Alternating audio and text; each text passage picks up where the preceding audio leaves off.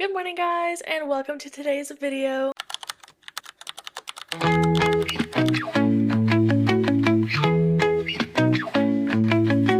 So, I know last week I talked a big game about the books I was going to finish this week, blah, blah, blah, but this was honestly a really hard week for me. It was finals week. I had to write 2 research papers. I was dealing with a lot of stress from work. So, if I'm completely honest, absolutely zero reading got done. What did get done was a whole lot of Valorant playing. I leveled up 2 levels, which doesn't sound like a lot, but it was legitimately like 12 hours of playtime. Um, so we didn't get a whole lot of reading done this week, but I'm going to sit down and do a little reading marathon later today. I had this idea to read a chapter for every Valorant game that I lose. So I'm gonna read 8 chapters of Legendborn today because I did lose 8 games last night while I was winding down after work. But that's besides. I am just a little bit over halfway through Legendborn by Tracy Dion, but I haven't read it in over a week. I have so many amazing thoughts on this book, and I cannot wait to share them with you in a full review once I finish it. I don't want to speak too early, that way I don't miss anything, because this is just a masterpiece and it's gonna need so much time to think before I'm able to voice all of the amazing thoughts I have about it.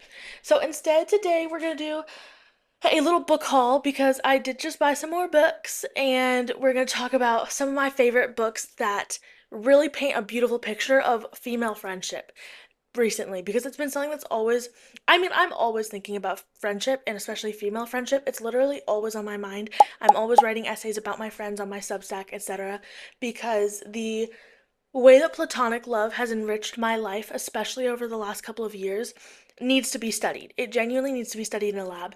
I'm always a friend person over like a significant other person, and that's not everybody, and that's fine. But for me, I've always gotten so much more value and love out of the friendships that I have built and cultivated over the last 6 or 7 years of my life. And I would not be the person that I am today without my friends. And I include my sisters in my bubble of friends because they're like my little built in best friends, and they have had such a huge impact on me. And I'm so proud of the woman I am today, and I would not be here without them. So I wanted to, and I've been feeling that a lot recently as I'm pursuing all these different passions of mine and creating the life that I want to live. It's all thanks to the encouragement and support of these women in my life. So I really want to talk about some books that I think do a beautiful job painting female friendship for what it is.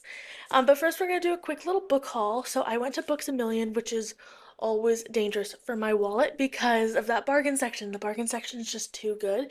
And today, I don't know who she was feeling like, but we really hit a new high. I bought 5 books, a tarot deck, and a tote bag. Um, I'm gonna just be fairly confident. So 2 of these items that I bought today are a birthday present for my little sister. I don't think she watches my videos because I don't think I told her my YouTube channel name. So I'm gonna show you guys and just hope that I don't spoil the surprise for her. But, um, if you know my sister, which you guys don't, but my sister is actually who got me back into reading after I had stopped for years. I was just having a really hard time focusing and finding books that I loved, and she has always been a big, big reader.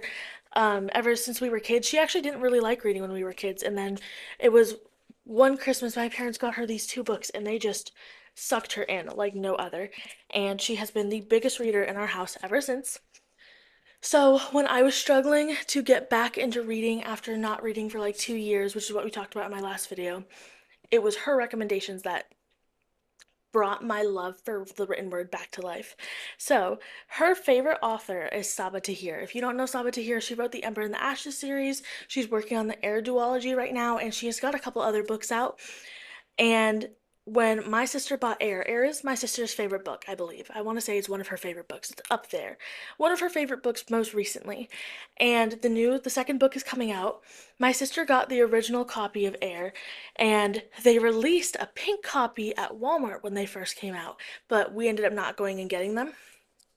Today at Books a Million in the bargain section, I found 2 copies of the pink Air. So one is going to be for her birthday, and one is for me so I can read it and we can talk about the series that she loves so much, especially with the sequel coming out. I'm so excited, and she's just going to absolutely die. I can't wait. She's somebody, she loves to have multiple different versions of the books that she really truly cherishes. and I think it's gonna look beautiful. She has this gorgeous Saba Tahir shelf, and it's just gonna look so good. I'm so excited. To give her her birthday present, I am going to put it in this adorable. She's also obsessed with Winnie the Pooh. Her bedroom is like a shrine to all the things that she has ever loved, and Winnie the Pooh is like 70% of that. And I found this tote bag with a map of the woods that Winnie the Pooh lives in. So I'm gonna put the book in that, and that's gonna be her birthday present. Okay, on to the next. Um, so I was raised atheist, but over the last couple of years, my other sister and my mom have gotten very spiritual and they've kind of introduced me to it. I have an oracle deck, and it's something that I do consult pretty regularly. Well, I decided that I wanted to graduate and get a tarot deck, so I did find a little tarot, a very simple deck in the bargain section to start working with. That was $16. Next, we got another Sava Tahir book. It's called All My Rage. I actually don't know a whole lot about what it's about, and I don't really feel like reading the synopsis because synopsis makes me not want to read a book, oddly enough. But this is literally $5, and I've passed by it so many times, so I figured I'd pick it up. Finally, the last two books.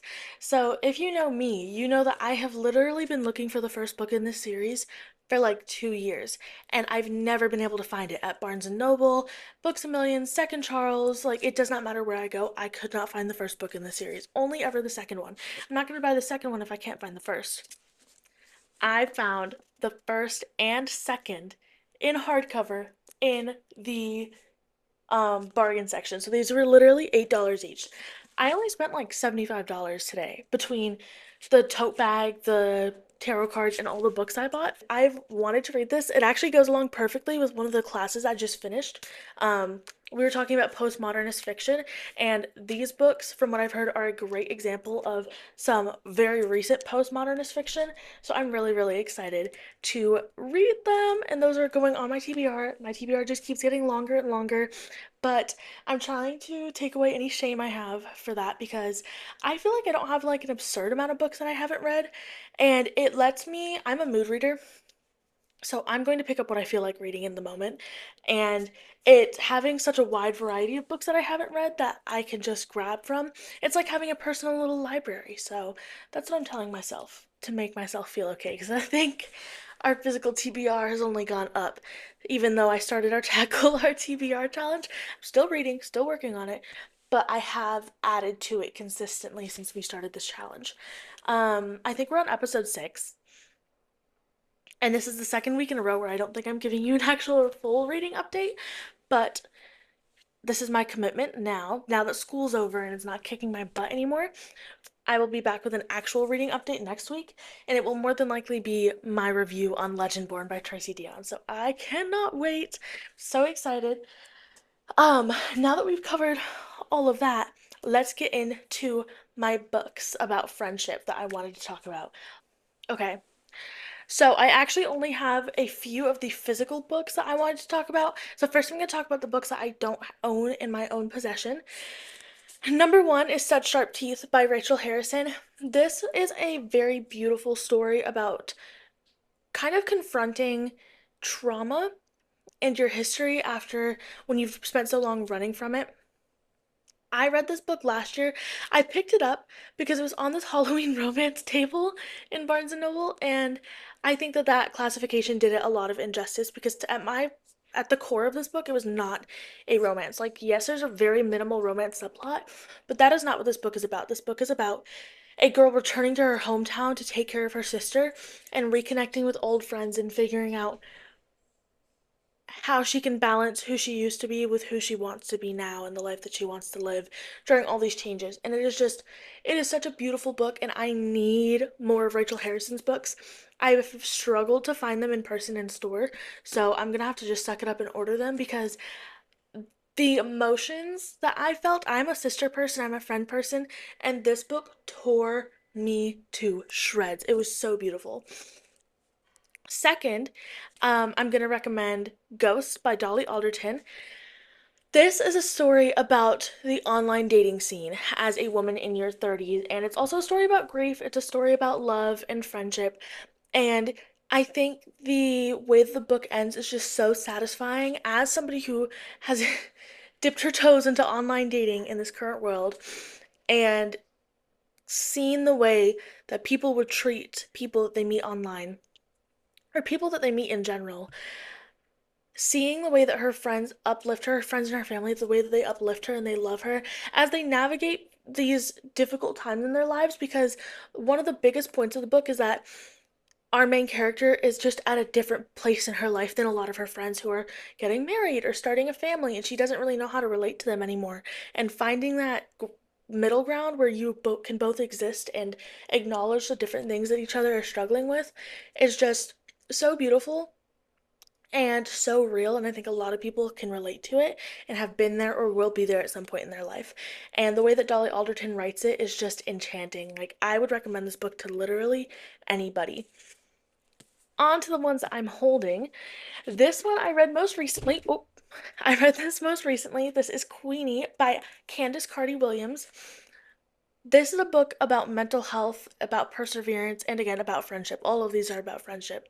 The different friendships that Queenie has in here, the different stages they go through, the stuff Queenie's going through, and the way that her friends continuously lift her up and love her regardless of what's happening. And they have those hard conversations. Sometimes they turn a blind eye. It's very, very women in your 20s. Extremely woman in your 20s. If you are in college or if you're this could be good for anybody at any age. This was such a good book. I cannot wait to watch the Hulu series.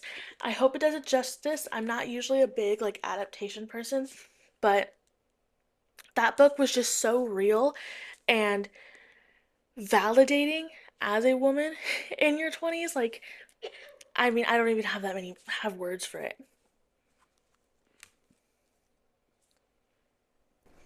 Okay. This next book is Six of Crows by Leigh Bardugo. This has been one of my favorite books since I was 13 years old. I literally reread it at least once a year. So does my sister. And it is one of the best found family friendship books I've ever read. It's so inclusive. We see so many different dynamics and relationships, and I just think it's really, really cute. This is definitely good for anybody in middle school, high school, and I think adults can enjoy it too because I still enjoy it every time I reread it. And I will be reading Grishaverse until Leigh Bardugo stops writing books in Grishaverse. Finally, now these books were in no particular order, but finally we have Before the Coffee Gets Cold by Toshikazu Kawaguchi.